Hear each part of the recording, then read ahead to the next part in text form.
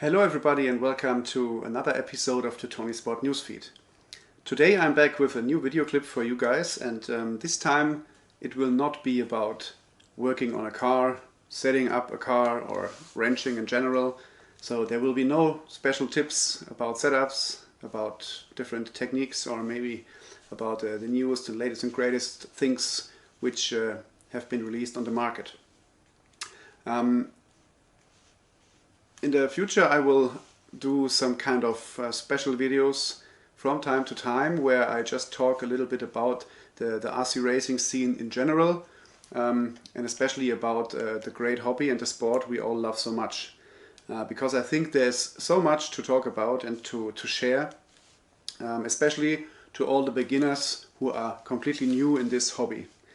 So if you are already a professional racer or a racer on the highest level, or which is maybe racing for 20 plus years, this video is maybe not for you.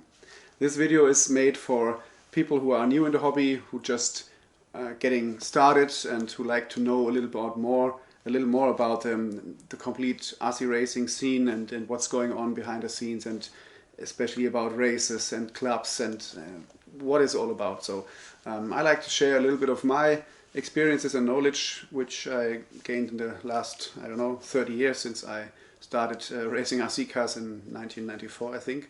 So I just want to create a little bit content which is a little bit away from the technical side of the sport. So today is the first episode, and I want to talk a little bit about getting started into the RC hobby.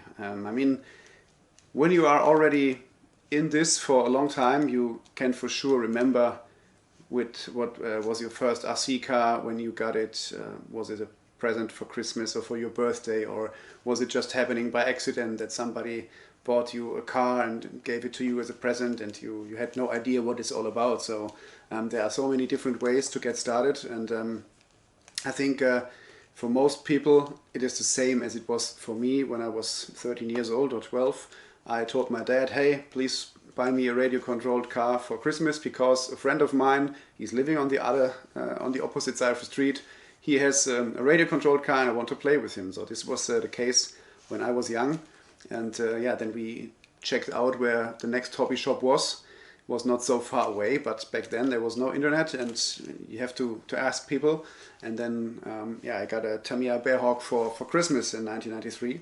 And since then I'm kind of involved with RC cars, and I think today it's maybe the same. Many people, many kids, many teenagers, or also the adults, they want to have a radio controlled car because it is something which everybody knows that it's available on the market, but not everybody knows how serious and how deep you can really dive into the whole racing scene, let's say.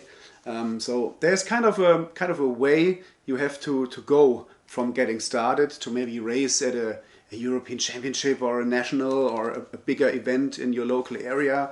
It is not done so quickly. So, and this is the first interesting topic we have today.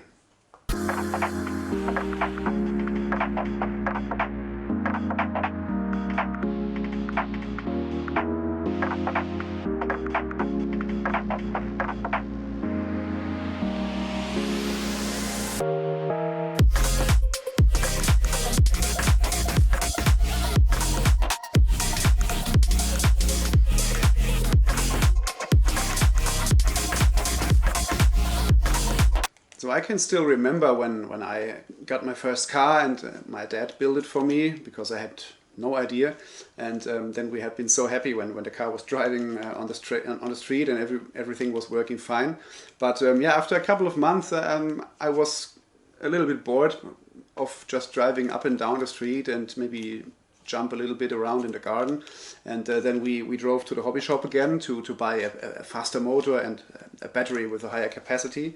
And then the guys from the hobby shop, they told me, hey, you know that in this town there's a racetrack, a real club where you can go to drive and to enjoy the hobby. And it was completely new for us, I think nowadays it's still the same. Most people, they get involved in RC without knowing about clubs, racetracks, world championships and blah blah blah. So for most of the people it is yeah, interesting to know, to notice that there's something more serious about the hobby. And I still remember when we then joined this club, which was not far away from my hometown. We had been kind of blown away. There was a clubhouse. They had a kitchen, they had a toilet, they had an off-road track, an indoor track, they had a slot car track. So everything was there, and it was like coming to Disneyland for me. And since these days, I was there almost every weekend, driving my Tamiya car, and then quickly I got a low-C car and raced off-road and stuff. So the fire was burning then, and I think this is the most important thing which needs to happen if somebody wants to get involved into RC, stepping away from being only the guy who is driving in a parking lot or in the garden to getting to drive on real racetracks. So first of all, you have to notice that there are racetracks. I think nowadays there are so many racetracks available all over the world. You can easily find them on Google. Just look for what is closest in your area and ask the hobby shop, or even if you don't have a hobby shop anymore close to you, then maybe send an email to the online store, the online shop where you buy most of your products. So there are many ways to find out where maybe the next racetrack is located, or where the scene is active in your area. So this is something important to get a first flavor of the hobby when you meet people who are taking this kind of RC hobby a little bit more serious.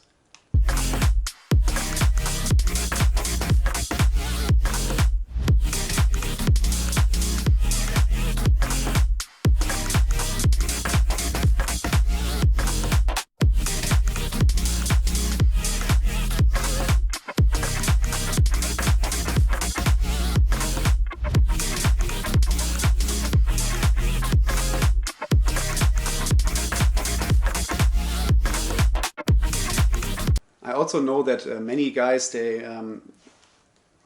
get brought to one of the RC clubs by a friend, because normally you always know somebody who is racing an RC car or who is already owning one, because mostly you get only hooked up by RC racing because of your friends. So if you have friends who are just racing RC cars, then it's kind of more easy to find the next racetrack and to join them, because then you don't have to be all alone when going to a racetrack for the first time. So it is super important that you go to the local clubs, that you talk to the people over there, that you say, hey, my name is Patrick, for example, I'm completely new in the hobby, and then you will maybe see that most of the guys you meet, they are super helpful. You can get a lot of information from these people, especially when it comes down to buy maybe better equipment.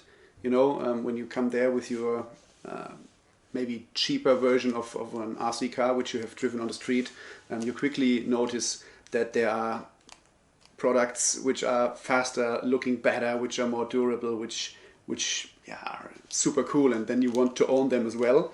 I still can remember this. When I joined this RC club in the 90s, I had a Tamiya car and I was the king of the streets. And then I came there and everybody was running low-C or team-associated buggies on the off-road track, and I was like, oh man, I need to get one of those cars for myself. And then someday it happened, and I got a stadium truck from low-C, and I felt way more competitive. And yeah, I had still no idea what I'm doing. So I can remember when we had a club race, it was so important for me to learn from the people in the club. I never could finish 5 minutes because I thought the battery was not good enough, but the reason was that my battery was never fully charged because I made a mistake when setting up the charger. And and then this kind of learning process started. I met so many great people back in the days who helped me to wrench on the car, to repair my car. I remember when I was building the first ball diff, I forgot to put the grease inside, and the diff was ruined after just 2 or 3 runs. So the dealer in the hobby store, he was kind of smiling and said, hey, little boy, you forgot to add the grease. And I said, okay, lesson learned. What I want to say is that there is kind of a stage where you are a complete rookie. You have no idea, you have no clue what's going on, and then you meet people with a lot of experience. They have a huge knowledge. They can tell you so many things, and you are like, you don't know anything. And I know that sometimes people then get a little bit afraid and they say, oh man, maybe this is too complicated for me and I shouldn't be here, I'm not good enough for this, maybe I go back to my computer games, or I sell the car again, or I just keep driving it on the street of my own. But there's no reason to stop immediately, because the learning process in RC is so much fun. You can improve so many things, so you can go to practice every weekend. So whenever you have time and you have a club close to you, just go there, ask if the track is open, if you can join them for practice, just for driving around on the track. You can ask so many questions to all the guys in the pits, and if you need help, normally you will always find somebody who can help you with your car or with your equipment.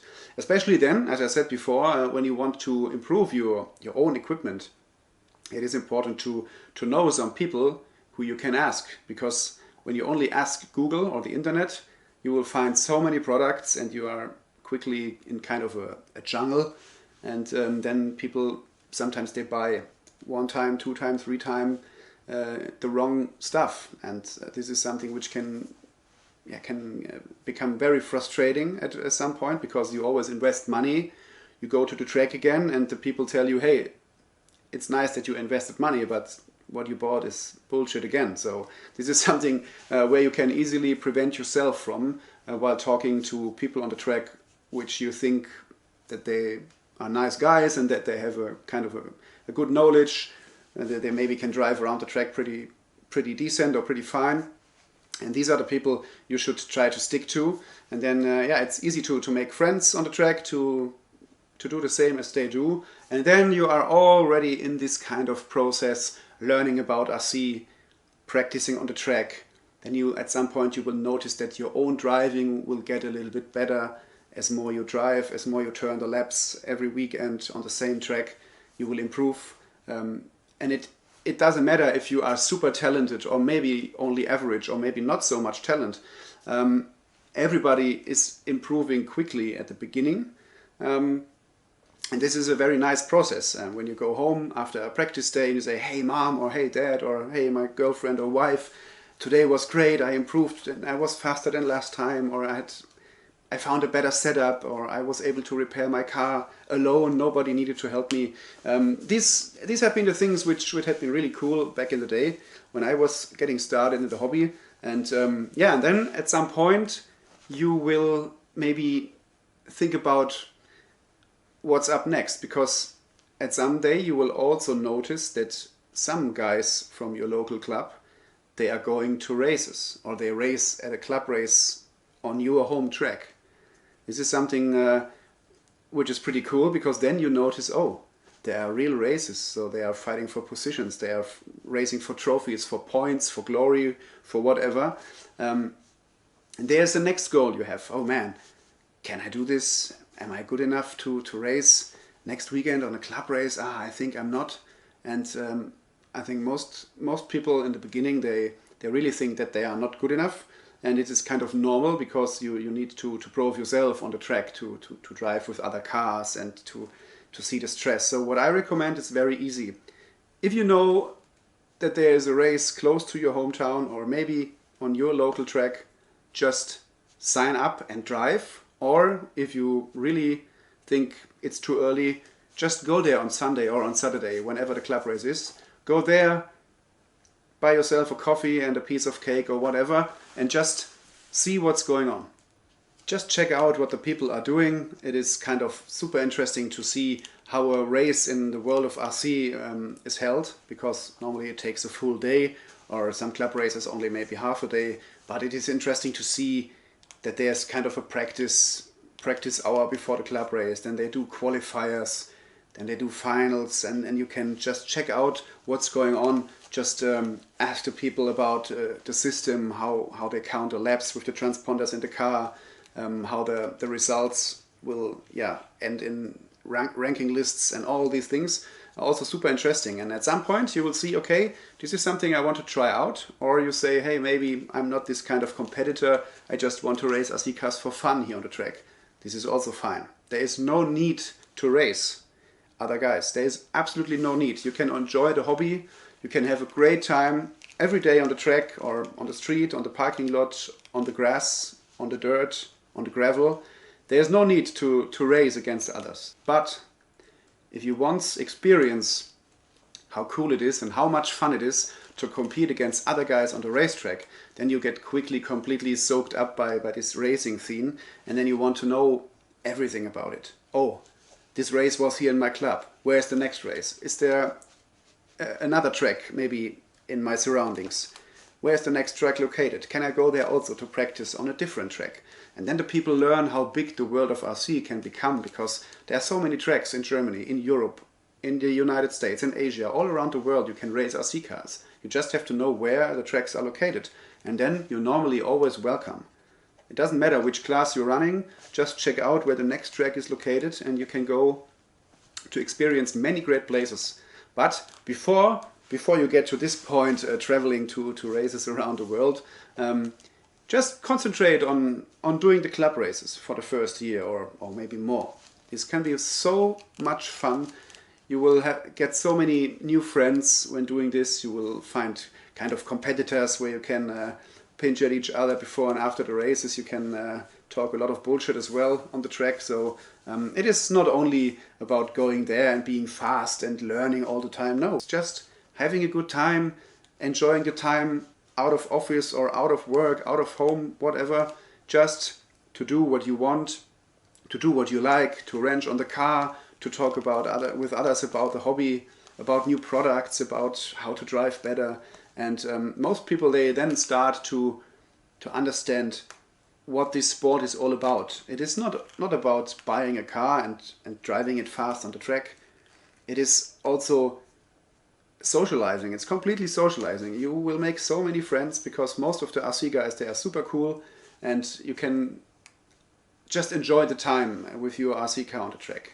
And then it's all up to you if you want to get involved in racing deeper or not. And this is maybe something for the next video, because when you decide to take racing a little bit more serious and you want to get faster, better, you want to aim for a better result or whatever, then it's important to not immediately expect too much from yourself.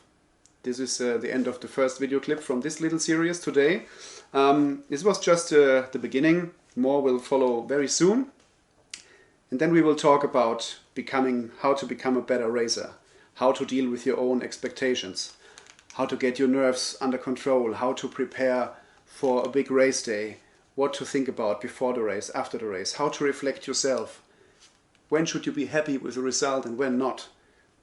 Are you putting yourself maybe under too much pressure, and all these things? There are many things we can talk about, but for today I just want to know how you got started in RC, in which year, what was your first RC car, what was your local club you were running for the first time, and what was the reason you never quit racing RC cars. Please write below in the comments. I'm really looking forward to read all your comments after this video. Thanks for watching, and I hope it was not too boring to listen to me about my start in RC and the things I noticed during the last years. Next video will come up very quickly, very soon. Thanks for watching. As always, keep in mind, race ToniSport, you will never race alone. And if you have not subscribed to our YouTube channel until now, please do it. Make sure that the bell is on and you will not miss a video in the future. Goodbye, guys.